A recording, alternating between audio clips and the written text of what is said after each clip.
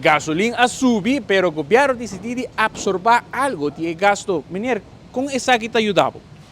A lo cual el gobierno está haciendo, está obvio, sí, normalmente está ayudando al pueblo está así un poco cansado de toda la situación que está pasando alrededor del mundo, pero no está hallando que el gobierno está haciendo obvio, bom, con lo cual está haciendo, observando el gasto de gasolina sí, para el pueblo.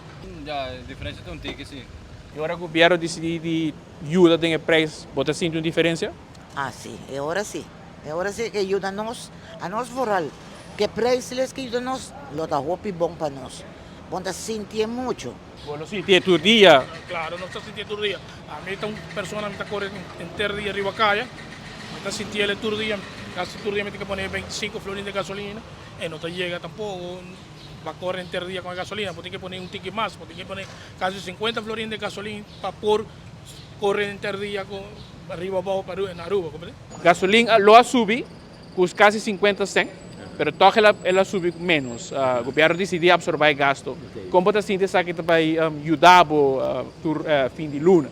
Bom, eigenlijk meneer Wakime Mabin, met daarbij jena tanki.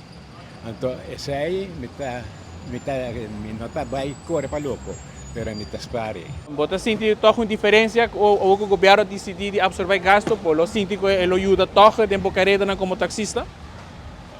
Para taxista, da mejor para bajar gasolina. Sim, me paga menos. Se me ferroada tu. Está agradecido sim na toch decisão aqui? Sim, esse aí sim. Sim, que o governo ajuda, toch? E pero nós também temos que usar, não quer para louco, não é nada de cone. Usar para o qual caminho que tem que vai e para lugar essencial como este vai. Com a mitigação aqui, o Pueblo Porto Seguro, que o gabinete AVP Futuro tem para o Pueblo.